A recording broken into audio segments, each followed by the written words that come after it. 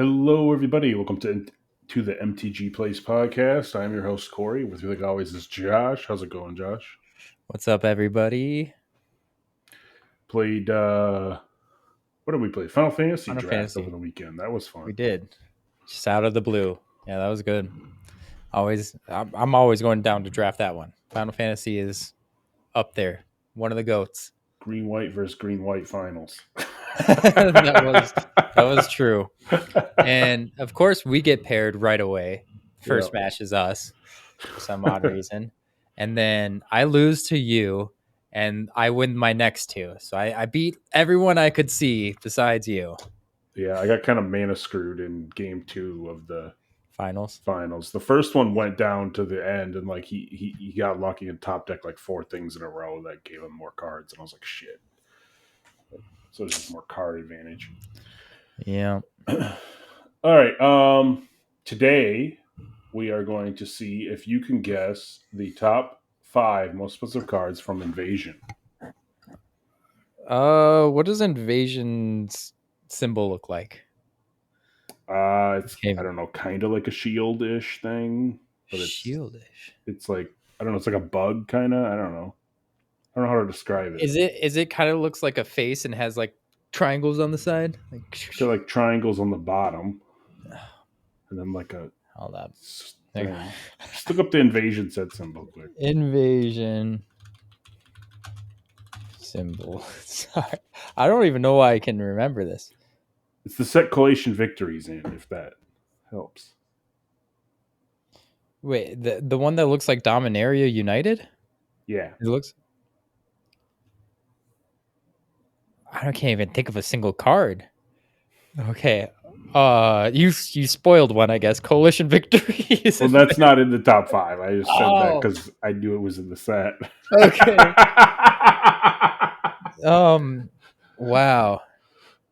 I'm just blanking. That it looks like a bug or something. I don't know. That is. Yeah, because it was Invasion, then Plane Shift and Apocalypse. Invasion was the first one set. Yeah. I can't even think of a single card. This is crazy. All right. Yeah, I'm definitely going to need help. All right. Well, the first one is an artifact played in basically every Aristocrats commander deck. Aristocrats. Well, it's an altar. Yeah, but which Phyrexian one? altar. Phyrexian. Yeah. Okay. So that's $70. Yeah. That's still brown border. We're still brown border. Yep. I can picture Phyrexian altar, but I can't even look at the set symbol though. Like I see the entire card, but the set symbol is just like blank, dude. This next card, I don't think you're gonna get because I didn't even know this was a real card. But it's the second most expensive card. It's an instant for 1 red. 1 red instant. Is it something to do with take an extra combat step? No, it's a red counter spell. Oh, what is this? Okay, read this card. So it's Mage's Contest. It's Mage's 1 red for an instant. You and target spell's controller bid life. You start the bidding with a bid of 1. In turn, each player may top the high bid. If the bidding ends, if the high bid stands, the high bidder loses life equal to the high bid. If you win the bidding, counter that spell. This is amazing. This needs to be played in more commander decks. This is whack. I've never even seen this card. That's crazy. I love it. It is a little expensive for a counterspell, but it's red. It's $25 for that card. Okay, so we really drop it in price from Phyrexian Altar. Yeah. So the next card is an uncommon. Right. And it's played in most token decks. A color? It's multicolored. It's multicolored. Most token decks.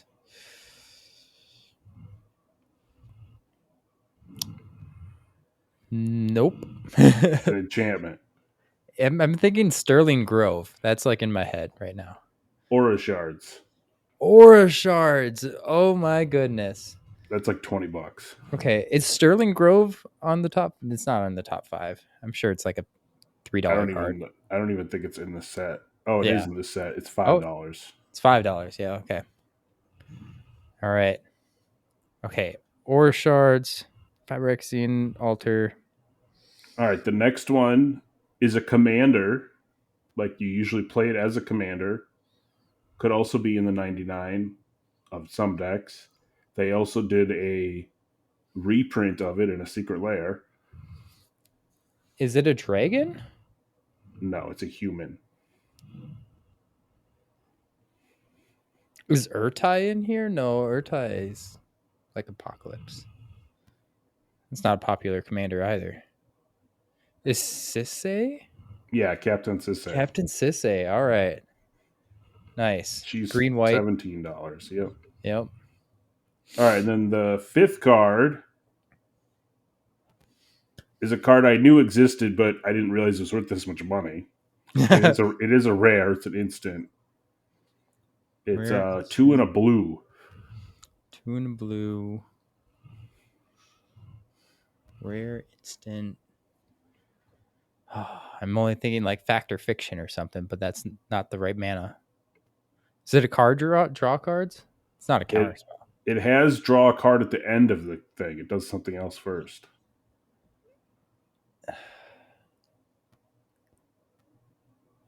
I don't 3 mana spell. I don't know. Crystal Spray. I don't know what this card is. It's changed the text of target spell or permanent by replacing all instances of one color word with another.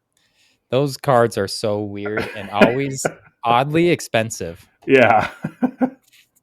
I mean, I played Mormir Vig back in the day where I understand where if you need that effect, you really need that effect, but why are all of them like over $5 every time? Yeah, it's like $10. It's like, why? Who else is playing these cards? I mean, there is a weird commander I think that needs it, but yeah, like a Mormir Vig needs it, but like, how many people are playing that? Yeah. Jeez.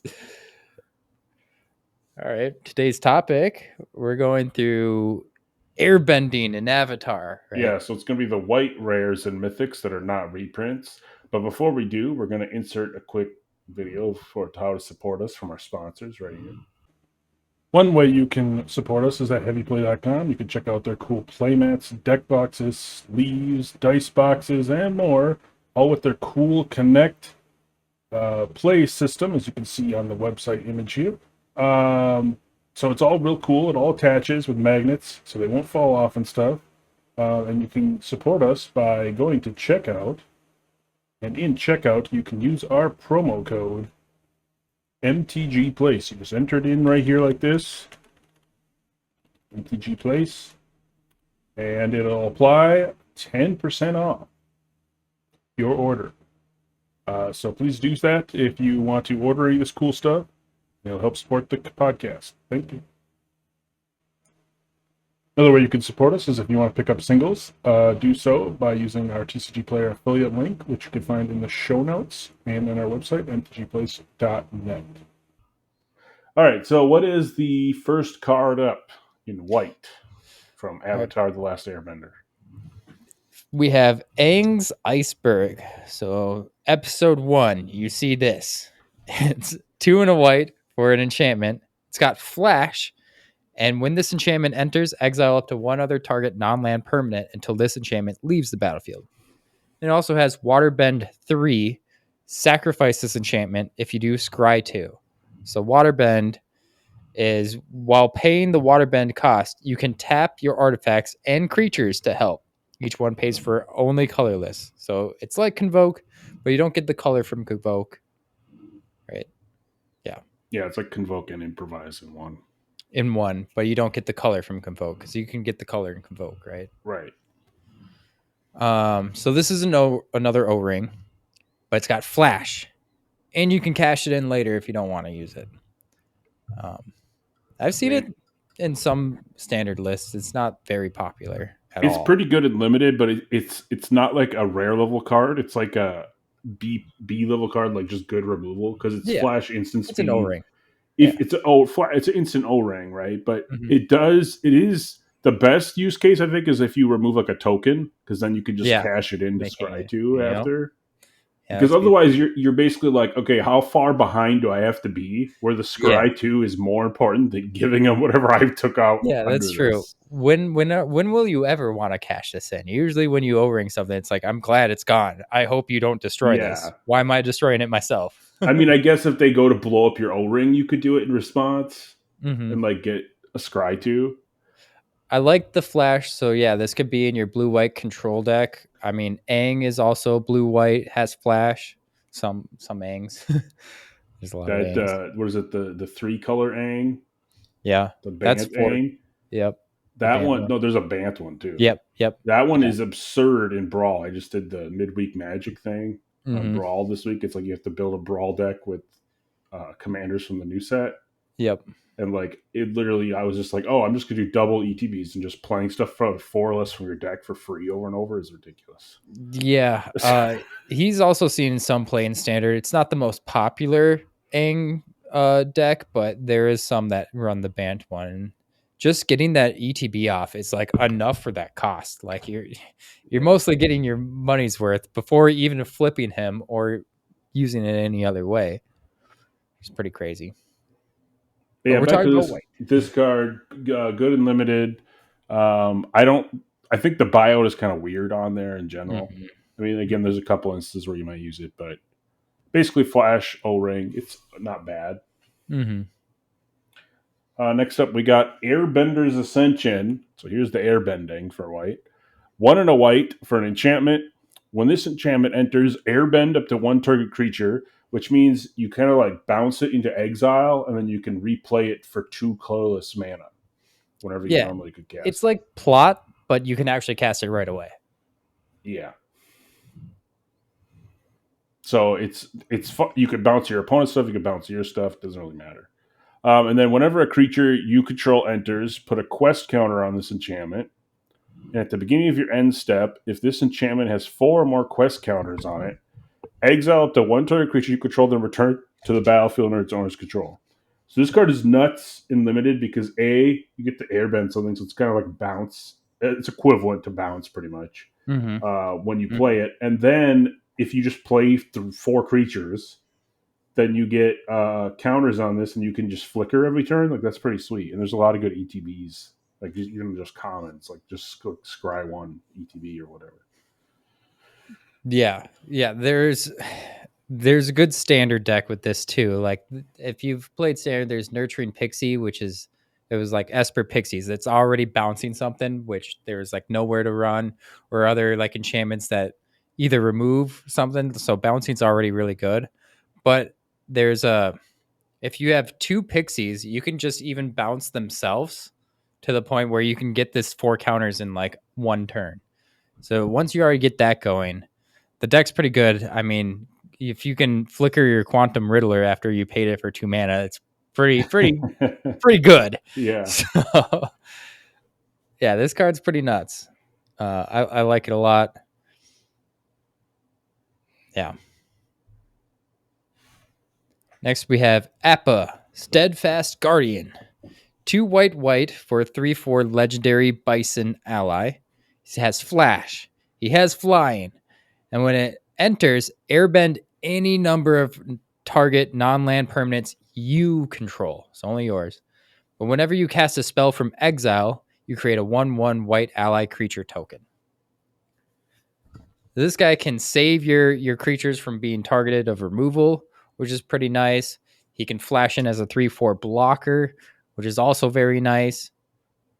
For standard purposes or any like commander or whatever, the whenever you cast a spell from exile, create a 1/1 is absolutely insane because there is lots of combos with them, and in standard there's a combo.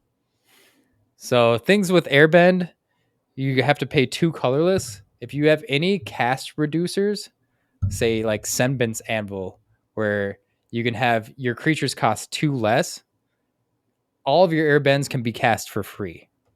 And so if you just have an Aang, there's the blue white. This is the standard deck. The blue white Aang that when it enters airbend something else, you airbend Appa with the semblance anvil. It's for free. Appa airbends Aang, you make a 1/1. Aang comes in, airbends Appa, Appa comes in for free, you make a 1/1, and you can have infinite 1/1 tokens with this Appa. And it's in standard and it's a menace. Yeah, in limited, it's okay. I think it's better as a late game play where you want to flash it in, bounce a couple things, and then play a couple things back, get their ETBs, and get some tokens. Mm-hmm. Um, but yeah, it's been like solid. It's not like a bomb, but it's pretty good. Yeah. Yeah. He's mostly being played in the combo decks in standard.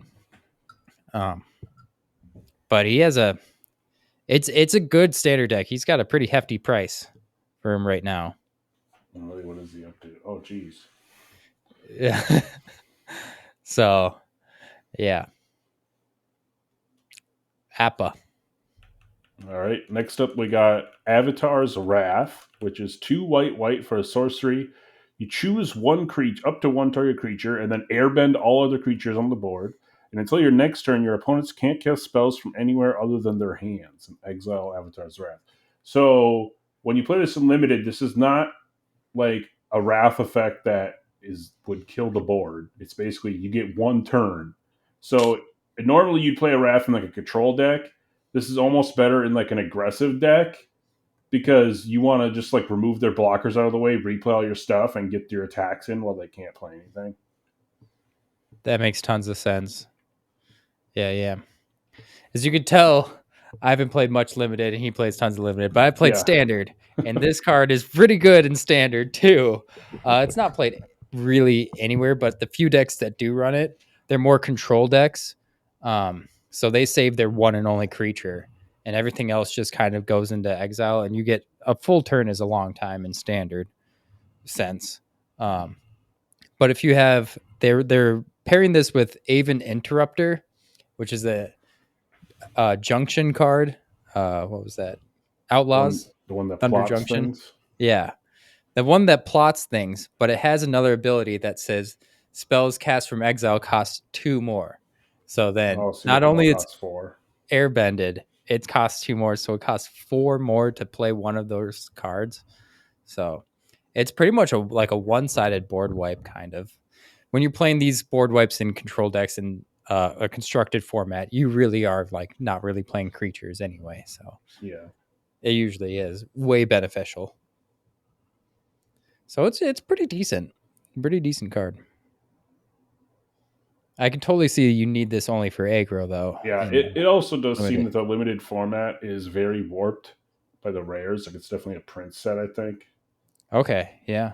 Which we haven't had in quite a while. So sure, the rares are probably the ones making the biggest splash in standard too, would be my guess. Yeah. Next we have Hokoda, Selfless Commander. 3 and a white for a 3/5 legendary human warrior ally. He has vigilance. You may look at the top card of your library at any time. You may cast ally spells from the top of your library.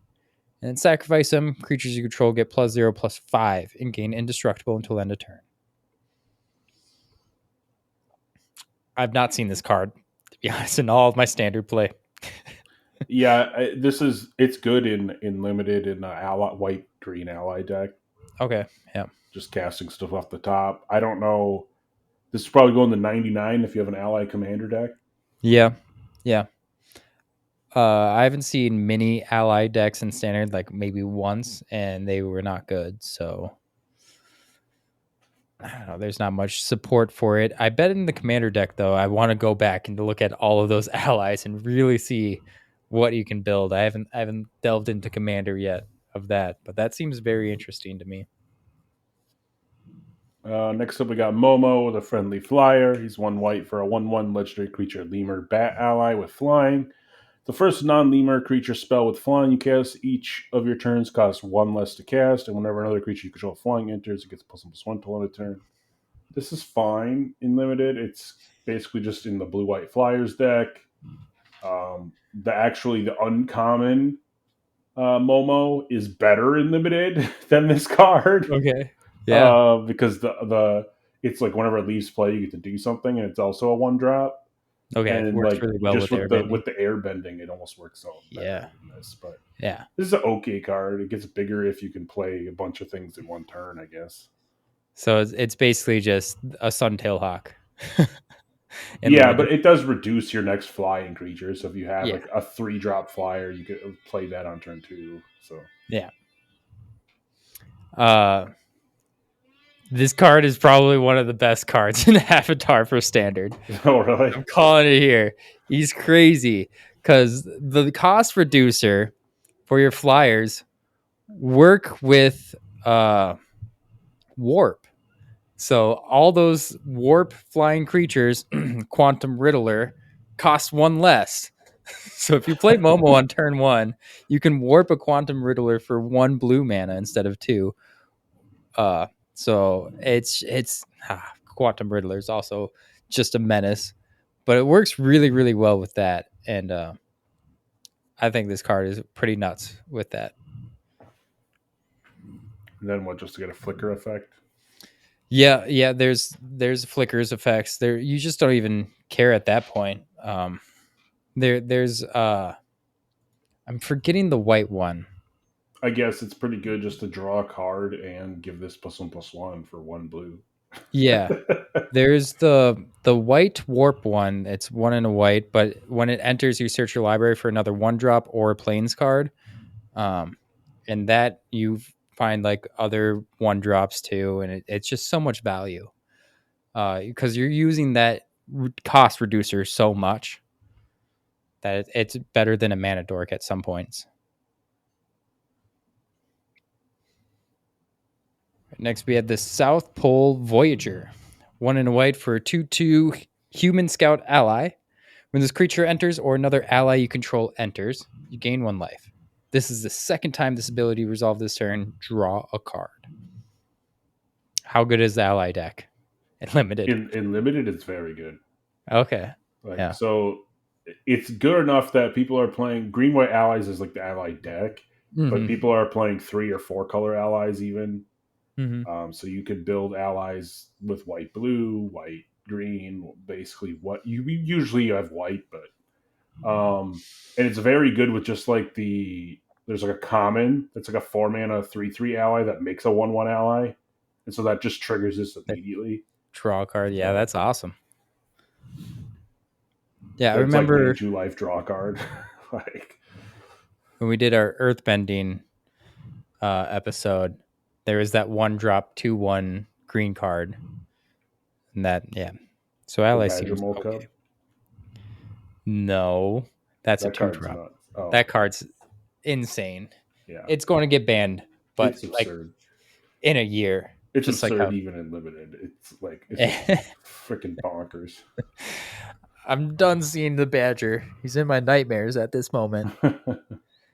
Uh no, it's just like a 1 mana 2/1, and then has Wooburg activated ability to Earthbend 5 or something. Oh yeah, the Earthen Ally. Yeah. But I have not seen any of these cards, so Let's see. Next up, we got Suki, the Courageous Rescuer. 1 white for a 2/4 human warrior ally. Other creatures you control get +1/+0. Whenever another permanent you control leaves the battlefield during your turn, make a 1/1. This ability triggers only once each turn. This is good and limited because it even triggers on your tokens dying. Like just basically can get attack with all of your tokens. If they kill 1 or more, you get 1 back. yeah, I see that. It's also good in the black-white sack deck because you can sack a token and then you get a token. Yeah, and it doesn't say other allies get +1/+0. It's any Yeah, card, it's any all of your creature. So creatures. Yeah, so that stuff's seems all your good. creatures anyway. Yeah, it seems pretty decent in Aristocrats deck. Haven't seen it in standard, so I'm thinking Commander. Double white kind of sucks. Yeah, but if you have good mana, like just play a bunch Yeah, of duels. if you're playing black white, yeah, Aristocrats, that doesn't matter all that much. Once each turn, mid, but this can go. It doesn't say on your turns, so going around the commander table, if you just have, Oh say, yeah, yeah. It says Phyrexian. it only triggers when a permanent leaves on your turn. Oh, it's up top. It's up Yeah, top. Dang it. I was thinking we could do a Phyrexian altar each turn. All right, so that makes it even worse than Commander. Yeah, so you just get the Meh. one, basically. It's all Meh. right. Yeah, this card's not too hot. It's okay in limited. Because, like, limited yeah. aristocrats is hard to make work anyway, so. Yeah, and so it's a rare. You said all the rares are good. Just A lot of you. them are good. I'm misquoting you. Some of them aren't. A lot of them are good. Yeah. But yeah, I was going to say, like, the aristocrats is for like the 1/1 ally, but aristocrat doesn't really like go super wide, and that's its first ability of other creatures getting +1/+1. Oh, that's more tokens. So this card's like has its foot in each different step. Yeah, that's where it is in like limited too. It's like you play this in green white just because you go wide, because everything, and then you'd play this in the black white because it's aristocrat. So I see that how that's good for limited, where this card can be played in multiple areas. But like when you're going outside for of that, it's like Commander, which direction do you want this? Yeah, it's got its fingers in too many cookie jars. It's like you want something that's really honed on to your Commander. So I don't see this card really being played in Commander. Next, we got the Legend of Yang Chen. So you said all the legends are good. 3 white for an enchantment saga. Let's see. First one, starting with you. Each player chooses up to one permanent with mana value 3 or greater from among permanents your opponents control. Exile those permanents. Commander friendly. 2, you may have target opponent draw 3 cards. If you do, draw 3 cards. Not so good 1v1. 3, exile this saga, return it to the battlefield, transfer him under your control into Avatar Yang Chen. It's a 4/5 avatar with flying. Whenever you cast your second spell each turn, airbend up to one other target non-land permanent. So most likely your opponents. Yeah, this card's absurd once it flips. The first mode, by the way, yeah, Arena is really dumb, but it allows you to choose. Submit 0. Do not choose something. Because if you choose something, whatever you choose and what your opponent chooses is going away. Because you can only choose something on your board when they cast this, because it has to be opponent's control.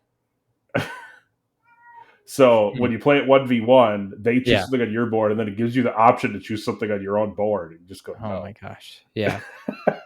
So you can't choose anything, right? It's not targeting, so it's not illegal, I guess. I mean, in Commander, you could choose not yours, just one of the other opponents. But yep. Jeez. So the way it's worded is weird on Arena when it interacts. Yeah, I can see that. And the draw cards, you're usually not going to do that unless like it's some scenario where they have way more cards than you, maybe. But like if they have 7 cards, you have 0, then maybe you do it. But yeah, that seems kind of silly. Commander purposes, though, that have target opponent draw 3 cards, you draw 3 cards. That seems pretty good.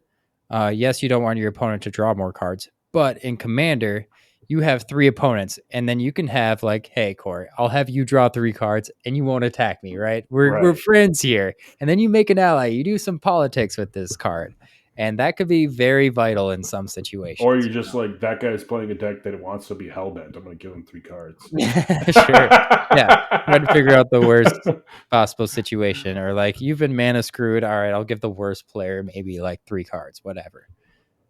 But once this flip, it's nuts. Like, you're just airbending stuff every turn, basically. 4/5 flying too is not pretty good. You are 5 mana, and then it's turn 7, but by the time it flips, yeah. I mean, the games in this limited format are so weird. It's like either they're over by turn like 6 because they're playing aggressively, or they go really late. Oh, geez. So like it averages to like, similar to the other formats, like average like 8 turns or whatever. But the games are actually like, we're going really long or we're going really short. It's hardly in the middle. Yeah. Interesting. So, that's why I think these have actually been pretty good in limited, these legends, because if you can play it and survive the 2 turns, then it's going to help you close out the game. That makes sense. I mean, the 2 I've seen, they flip into pretty good cards. Let's see. That last is this the last one, or do we have another page? Yep. Nope. All right. So United Front. This is X white white for a sorcery. Create X 1/1 white ally creature tokens, then put a 1/1 counter on each creature you control. This card is absurdly dumb. It This seems is good and limited. in limited. It's win the game. Yeah, I'm sure. I'm sure. Like pay 8 into pay 6 into it, and it's like okay, makes 6 1/1s and put a counter 6 2/2s basically, plus anything you already have gets counters. You can also, if you just want an overrun effect, just pay 0 for X and put a counter on all your things. That's pretty good too. Yeah, I like that. And with all the ally synergies in green white, this is absurd too. So I could see that in Commander a little bit. I like the +1/+1 counter. So if you have like hardened scales or really care about the +1/+1 counter, I would play this. If you don't care about the +1/+1 counters, there's so many other effects that are just better.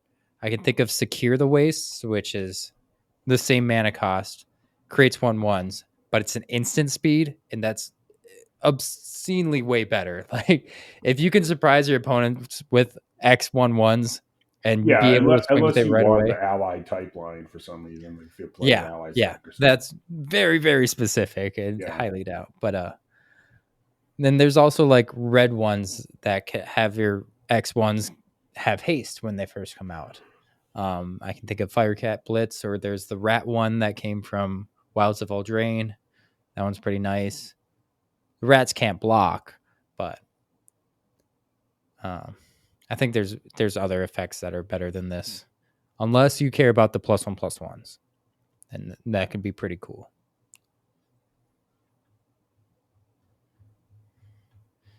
All right, well that's white.